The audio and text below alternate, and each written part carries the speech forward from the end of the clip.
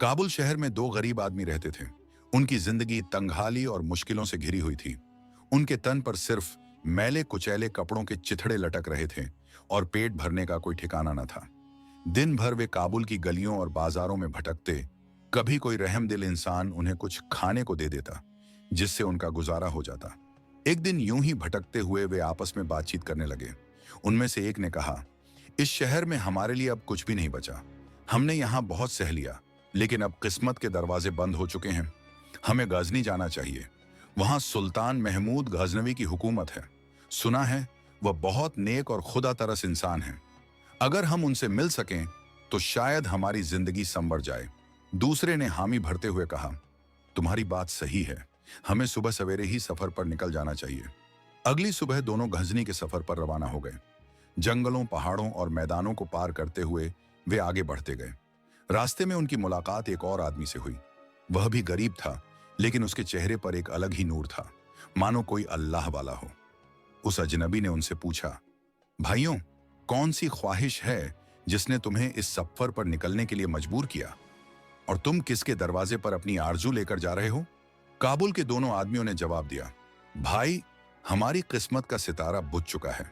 हमने काबुल में बहुत कोशिश की, लेकिन यहां हमें कुछ नहीं मिला। शायद इस शहर में हमारे लिए कुछ नहीं बचा, इसलिए हम गजनी जा रहे हैं। सुना है सुल्तान महमूद गजनवी बहुत दयालु बादशाह हैं। उनके महल के दरवाजे हर जरूरतमंद के लिए खुले रहते हैं। वह किसी को खाली हाथ नहीं लौटाते।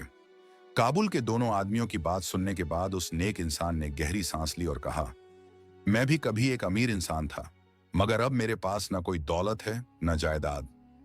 वक्त ने मेरी जिंदगी बदल दी और अब मैं भी अच्छे दिनों की तलाश में सफर कर रहा हूं। मगर मुझे सुल्तान महमूद से कोई उम्मीद नहीं है। मेरी उम्मीद तो उससे है जिसके दरवाजे से सुल्तान महमूद जैसे बादशाह अपने खजाने भरते हैं। इसके बाद वे तीनों मिलकर सफर करने लगे। लंबी यात्रा के बाद वे आखिरकार गजनी शहर पहुंच गए। शहर में दाखिल होते ही उन्हें एक उजड़ा हुआ खंडहर मिला। सफर की थकान से चूर होकर उन्होंने वहीं रात गुजारने का फैसला किया। उसी रात गजनी का सुल्तान महमूद अपने दो खास साथियों के साथ भेस बदलकर चांदनी रात का लुत्फ उठाने और अपने शहर के हालात जानने के लिए गलियों में टहल रहा था। घूमते फिरते हुए उसकी नजर उस खंडहर पर पड़ी जहां काबुल के दोनों आदमी और वह नेक इंसान ठहरे हुए थे। सुल्तान ने खंडहर के अंदर झांक कर पूछा, तुम लोग कौन हो और यहां क्या कर रहे हो? काबुल के दोनों आदमियों ने जवाब दिया, हम गरीबी और तंगहाली के मारे हुए मुसाफिर हैं। हालात ऐसे हो गए हैं कि मुश्किल से ही पेट भरने को कुछ मिलता है। इसी कारण हम दुनिया की ठोकरें खाते फिर रहे हैं। सुल्तान महमूद ने थोड़ा ठहर कर पूछा, तुम्हारी ख्वाहिश क्या है? उनमें से एक आदमी ने कहा, हमारी ख्वाहिश पूरी करना तुम्हारे बस की बात नहीं, इसलिए बताने का कोई फायदा नहीं। सुल्तान हल्का सा मुस्कुराया और बोला, दुनिया के तमाम लोग एक दूसरे के सहारे चलते हैं। अगर तुम अपनी ख्वाहिश मुझे बताओ तो शायद मैं तुम्हारी मदद कर सकूं। यह सुनकर एक आदमी बोला, मैं पहले बहुत अमीर था। मेरी बेशुमार दौलत और जायदाद थी, मगर धोखेबाजी की वजह से सब कुछ चला गया। अगर मुझे कहीं से 10,000 दीनार मिल जाएं, तो मैं फिर से कारोबार शुरू कर सकता हूं और अमीर बन सकता हूं। सुल्तान ने उसकी बात सुनी और फिर दूसरे आदमी की तरफ देखा, मानो उसकी ख्वाहिश जानना चाहता हूं। काबुल का दूसरा व्यक्ति बोला, मैं एक बदकिस्मत इंसान था, लेकिन तकदीर ने मुझे अमीरी बख्श दी। मेरी एक बेहद खूबसूरत पत्नी थी जिससे मैं बेइंतहा मोहब्बत करता था। उसकी मौजूदगी से मेरी जिंदगी खुशहाल थी और दौलत मेरे कदम चूम रही थी। मेरा एक शानदार महल था जहां नौकर चाकर मेरी और मेरी पत्नी की सेवा में लगे रहते थे।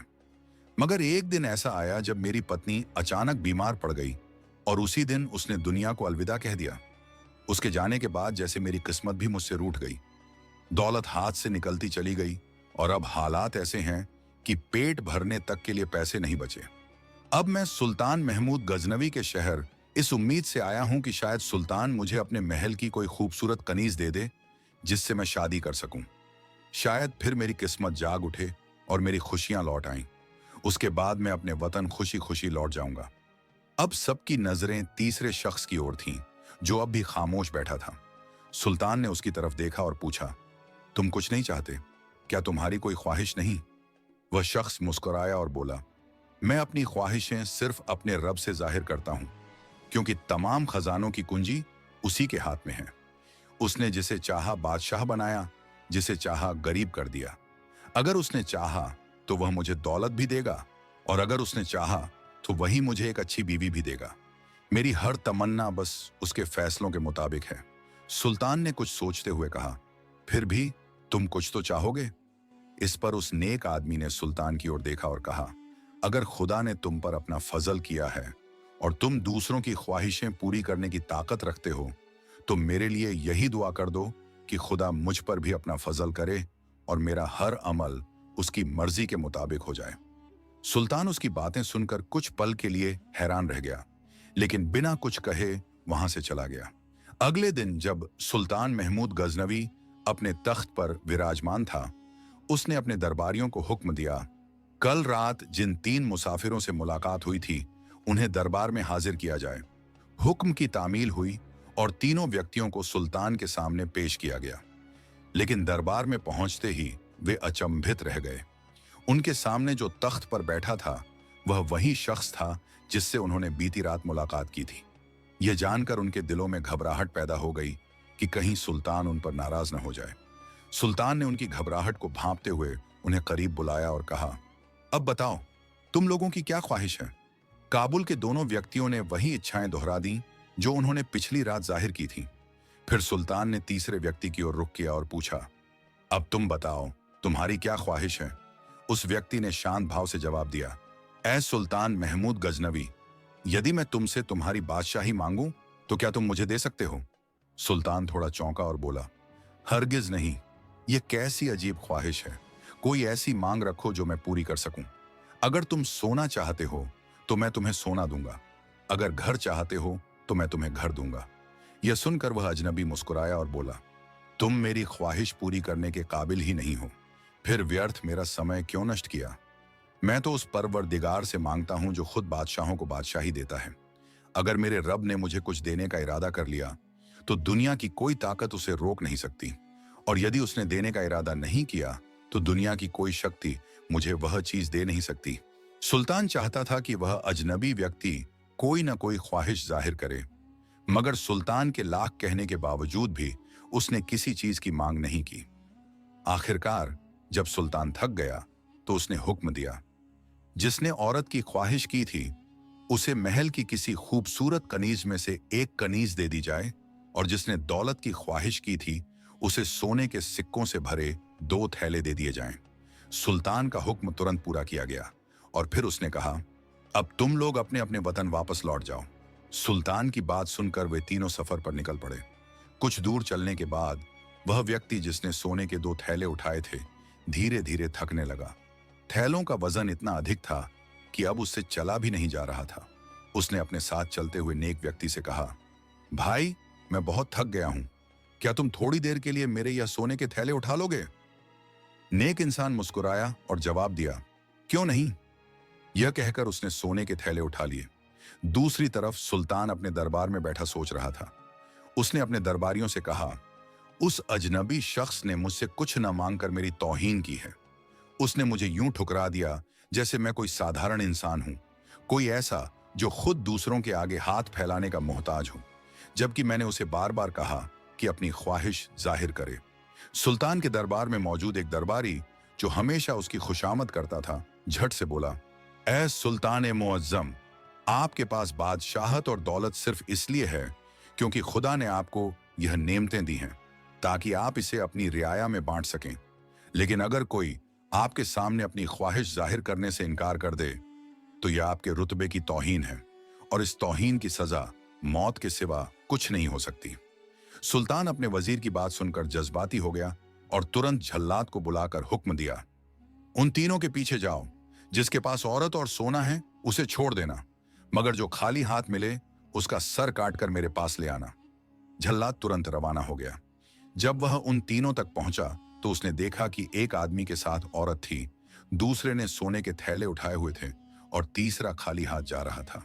इत्तेफाक से इस वक्त सोने के थैले उस नेक दिल व्यक्ति ने उठा रखे थे, जबकि असली मालिक के पास कुछ नहीं था।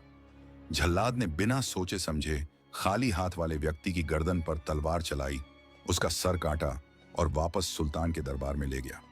जब जल्लाद ने सुल्तान महमूद गजनवी के सामने वह सर पेश किया तो सुल्तान ने गुस्से से चीखते हुए कहा, बेवकूफ, तुमने उस शख्स का सर काट दिया जिसने अदब से मेरी बात मानी थी और अपनी ख्वाहिश जाहिर की थी।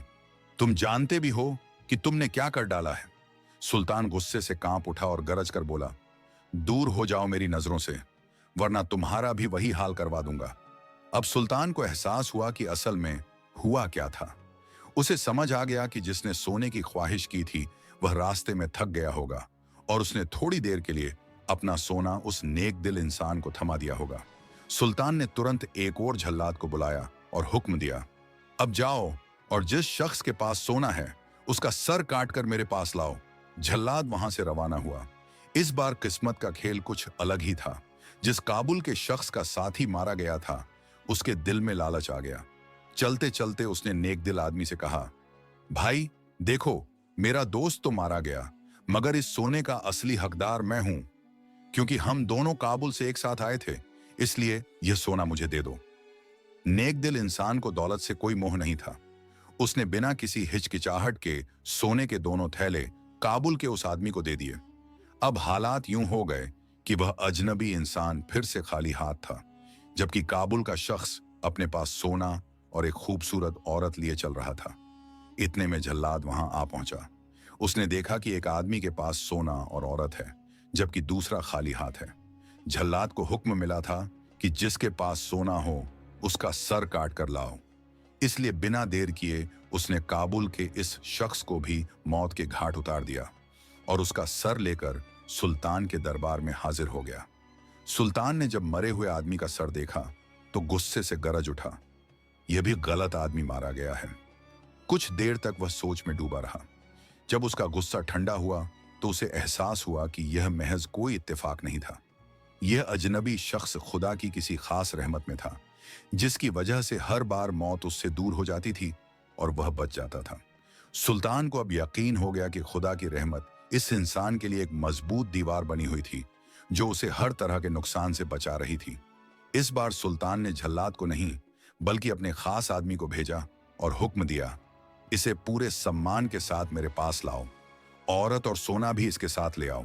मुसाहिब तुरंत रवाना हुआ। जब वह नेक आदमी दरबार में हाजिर हुआ तो सुल्तान अपने तख्त से उठ खड़ा हुआ और मुस्कुराते हुए उससे पूछा, बताओ तुम्हारे उन दो साथियों के साथ क्या हुआ। उस नेक इंसान ने जवाब दिया, सुल्तान का इकबाल बुलंद हो, जिसने सोना मांगने वाले को सोना दिया और कनीज मांगने वाले को कनीज दी, मगर बदले में उनकी जान ही ले ली। यह सुनकर सुल्तान कांप उठा। उसके चेहरे से हवाइयां उड़ गईं। उसे एहसास हुआ कि उसने लालच और गुस्से में कितनी बड़ी गलती कर दी। वह गिड़गिड़ाकर खुदा से माफी मांगने लगा। उसकी आंखों में पश्चाताप के आंसू थे। नम आंखों से सुल्तान ने कहा, ऐ नेक इंसान, मुझे बताओ इस वक्त मैं ऐसा क्या कर सकता हूं जिससे खुदा के गजब से बच सकूं। उस नेक आदमी ने जवाब दिया, सबसे पहले तुम्हें सच्चे दिल से अल्लाह से माफी मांगनी चाहिए। दूसरा, तुम्हें यह करना चाहिए कि उन दो बेगुनाहों के घर वालों को कुछ रकम भेजो ताकि वे अपनी जिंदगी आसानी से गुजार सकें। सुल्तान ने फौरन ऐसा ही किया और उनके परिवारों के लिए आर्थिक सहायता भेज दी। इसके बाद सुल्तान ने कहा, मैं आपसे इल्तजा करता हूं कि आप मुझे अपनी सिर्फ एक ख्वाहिश बताएं, मुझे उसे पूरा करके खुशी मिलेगी। उस नेक आदमी ने सुल्तान की आंखों में पश्चाताप देखा और कहा, मैं पहले एक बुनकर का कारोबार करता था। मेरा काम इतना अच्छा चल रहा था कि मुझे दौलत की कोई कमी नहीं थी। अगर आप मुझे एक छोटी सी दुकान खोलने में मदद कर दें तो मैं खुदा के फजल से अपना कारोबार फिर से शुरू कर लूंगा और बाद में आपके पैसे लौटा दूंगा। सुल्तान ने तुरंत हुक्म दे दिया कि उसे एक अच्छी दुकान दी जाए। फिर सुल्तान ने कहा, ऐ नेक इंसान, मेरी आपसे 3 गुजारिशें हैं।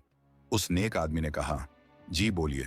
सुल्तान बोला, पहली गुजारिश यह है कि जो कुछ मैंने आपके साथ किया आप मुझे माफ कर दें। दूसरी यह कि आप मेरे लिए दुआ करें कि जिन बेगुनाहों की जान गई खुदा मुझे उनकी तरफ से माफ कर दे। तीसरी यह कि हर जुमे के रोज आप मेरे पास आया करें ताकि मैं आपकी सोहबत से कुछ सीख सकूं। उस नेक बुनकर ने सुल्तान की तीनों गुजारिशें मान ली। इसके बाद उसने कड़ी मेहनत की और कुछ ही समय में उसका कारोबार खूब फलने फूलने लगा।